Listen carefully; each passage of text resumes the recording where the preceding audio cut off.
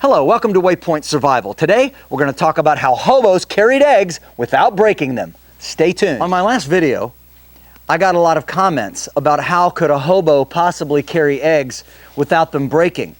And so that stirred up some thoughts in my mind and some stuff that I've read, and I wanted to share some of these ideas with you. Now, please remember that hobos traveled to places all over the United States. The last video included some things like an orange and eggs. And of course, oranges could be had in the citrus groves, both down south, Georgia and Florida, as well as on the West Coast, out in California and places like that. So getting produce would not be that difficult for a hobo. As a matter of fact, he might more often be paid in produce even than money, depending on where he was and the wealth or lack of it that the farmer that he was working for would possess. So again, when you're hungry, you're being fed, and you're getting ready to hit the road, you might indeed ask that some of your pay be paid to you in food that you could take and would be transportable. There's also some very interesting things left for us in books like this. This is Camping Out by C.A. Stevens. This is a young person's book, and this book actually dates back to 1873. But how will we carry eggs? Ray ventured to ask. Will they not be apt to be broken? Oh, you can pack them right in with your meal, just as if you were going to market. I'll let you have a couple of my light cedar buckets with bales to them and pack the eggs right in with the meal. Then tie a cloth over the top. You can put the sugar cakes down in with the meal too. So this is one of those historical references. This is a fictional story. But again, it reflects a lot of the practices that they would have used back in that day. And C.A. Stevens probably did some research. Maybe he did this himself. And it may have been just common knowledge. But he put this in this young person's book, and this is actually a Camping Out series. I believe there's 6 books in this series, and I have all of them. But it is well worth looking into. So let's talk about some other ways that the hobos would have carried eggs without breaking them. Now, it's always good to remember that the hobo culture didn't always just travel with what they could carry in their pockets. But if they had access to it, you might find something like this, an old canvas trapper bag, perhaps a Boy Scout pack, something that they could carry. Again, the hobo roll, I've showed that in another video, but basically they would try to bring the things with them. You could throw on and off a train quick if you happened to ride one, or if you were hitching and hiking your way using automobiles and things that people would pick you up on the side of the road. You would want to have something that was quick and easy, something that would keep your stuff together and would give it some protection from weather. And of course, a wax canvas pack will do that. So they would try to pack their stuff inside, and that way, even with some rough handling, it would be sure to hopefully keep your eggs from breaking. So that would be the first thing that you would want to do. You want to have some sort of a pack or a container that you can carry your eggs in. Now, if a hobo could, he would want to have something like this pot. It's got a nice bail handle on it. It locks in place when you put it up so it doesn't fall down on the fire. But you can also lay it down for packing. It's got a nice easy handle. And inside, he would carry different things. Perhaps he might have a bag of oats. Perhaps you might have some cornmeal. And these would be things that would be soft and padded, and you could use these for carrying your eggs. But you would also want to put it in some other kind of container, perhaps. Now, if he could only get one egg, and it was a small egg or would fit well, he might use something like this old snuff tin. And inside, he could have some cornmeal, and nestled securely in the center would be his egg. This would provide him not only cornmeal to eat, but it would also cushion the egg, and with a tight-fitting cap, it's not going to spill out, and he could actually carry this in a pocket. So you could put this in your pocket pretty easily and carry it around and not have to worry about breaking the egg. So this would be one way that a hobo could carry a single egg. The next option would be an old tin can, like this tin can from the 1930s. And yes, they did have rubber bands. As a matter of fact, rubber bands go way back into the 1800s, so they would have access to things like that. You would also perhaps have some sort of a cloth. This is just some wax paper. So if you had something like an old can and more than one egg, what you would do is you would get some ashes from your fire. This, of course, should be dried ashes.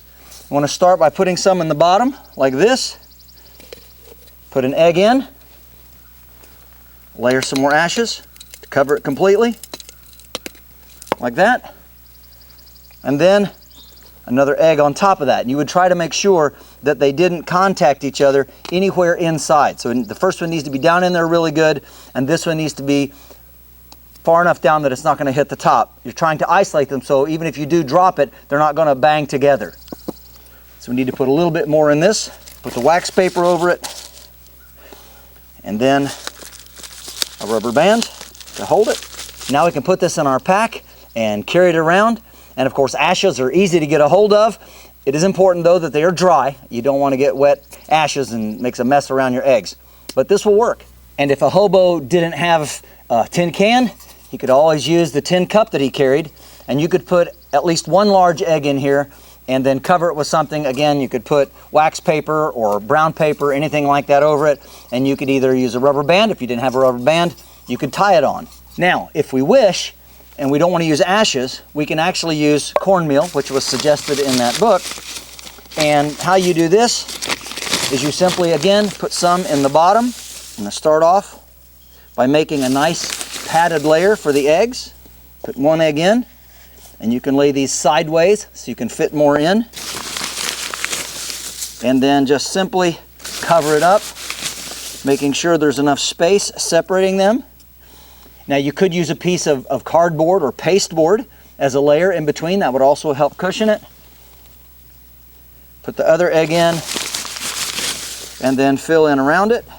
And then once you had that nice and full of your cornmeal, take your ball of string and your trusty pocket knife, which of course every hobo carried one, and you want to pull out a length of cordage, some old wax paper around the top, and then you want to go around your can a couple of times. Try to get that tight around the rim, and then you would just tie a simple bow, much like when you tie your shoes. And as long as you don't knock that about too much, that's going to stay on there. The advantage of doing it this way is wax paper is a really good fire starter. So you have that advantage. This is a wax string that will also help extend a fire. And we have a waterproof container which can double as a cup or something to boil in. Plus we have not only 2 eggs, but we've got cornmeal. So what we have here are a couple of different meals, depending on how hungry you are and how much you stretch it out, as well as a handy container. So this would be cheap, easy to come by, and efficient because it provides a lot of food in something that would normally just be cast off. Now perhaps you might also carry something like this, just a small drip coffee pot, depending on how you made your coffee. And in something like this, again, depending on how much cookware you were carrying, and you would try to go pretty light. So hobos didn't carry a bunch of stuff. They might only have 1 or 2 of these. But what you would do is you would get some of your oats, and we do the same thing. We just put some of the oats in here. Of course, we know them as oatmeal. Make sure that your eggs are in there securely, right in the center. And then we fill the rest with oats. Then we can put the lid on, open it up, and repeat the process. Here we go. You can see what that looks like. Now, very little rattling, but what we now have is we have a full breakfast of oatmeal and 2 eggs. Another thing that a hobo would have easy access to, if you could get an old tin of some sort, would be sawdust or excelsior, which was very common. It's even used today as bedding for small animals, and cheap, easily available. And any place that he was working, around a sawmill or around a barn, when they're doing projects, you can almost always find excelsior. And of course, this actually works better than a lot of the other processes. You put your egg in, make sure it's nested in the middle, add plenty of this to it, get it down in there where it's nicely padded, add 1 or more eggs, depending on how many you could get from the farmer, fill in the top, and away you go with your eggs safely nestled inside your sawdust or your excelsior. Another thing that a hobo would have access to would be plenty of hay. So wherever you would find eggs, you would often find other animals as well, cows and horses and things like that. And of course, this would be so cheap, so easy to get a hold of, and you can just stick your eggs down in there, and some nice soft clean hay. And if it's nice dry hay, again, that's an extra fire starter that he's carrying with him and keeping dry. Now, in the middle of all this, let's not forget that one of the easiest ways to carry eggs without breaking them is to simply hard boil them before you leave. So that was another option that they would do. Very simple. Also, people have been talking about how expensive eggs are. Well, remember, that's modern days. And I'm going to tell you that even now, with egg prices being so high, when you live out in the backcountry like we do, a lot of people have chickens. And as a matter of fact, we had neighbors that were just giving us eggs because they had too many. And so eggs are easy to come by in the country, and definitely something that a hobo would have carried. Just a perfect protein and fat ratio, all kinds of healthy things in an egg, and so it's self-contained, and if you don't wash them, they don't need to be refrigerated. As a matter of fact, an unrefrigerated, unwashed egg, right from the chicken, you can get several weeks to several months. And I know a lot of people don't know that that's true because they're so used to store-bought eggs that are washed and all of that, and when you wash that bloom off, that's protective, and that's from the chicken, and it keeps bacteria from getting inside. So as long as they're unwashed, you can carry them around for weeks, like I said, several months even. It's not unusual to get 4, 5, 6 months out of eggs that are unwashed and fresh right from the chicken. Now, back in the day, they did have pasteboard boxes, and so a hobo could possibly get a hold of a small box or a wooden box, and he could carry his eggs in that as well. Or perhaps he would cut down an old egg crate and make it into smaller pieces so that he could carry his eggs safely in their individual dividers. Eggs can also be safely wrapped up and carried in paper. And we use paper today for shipping things. So it is a dry fire starter. It could actually be paper or newspaper placed down inside. And there your egg will ride safely. Pack that in there tightly enough, and it's not going to rattle around, it's not going to break. If a hobo didn't have access to paper, he could always use a spare shirt, he could use a spare bandana, and simply take the time to very carefully and very thoroughly wrap it up so that it is well padded. And he might pack some extra things in there, like some extra underclothes, an undershirt perhaps, and that will keep it safe from getting broken. The last and final way that I'm going to share with you that a hobo might carry an egg without breaking it would be in a sock. So he could slide this inside,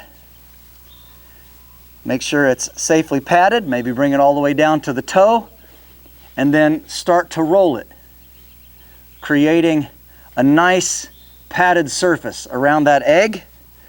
And if he's got a pair of socks that he's not using at the moment, or just as a spare, go around the other way and wrap that in there. And now we have a softly cushioned egg that will ride for many miles. Now, obviously, you're not going to stick this in a pocket. You're going to crush this. But riding inside of an old can, just like this, no rattle, and you're going to have a nice, fresh egg when you get to where you're going and you set up camp in the hobo jungle for the night. Well, I hope you've enjoyed these little tips and tricks of how a hobo would carry his eggs.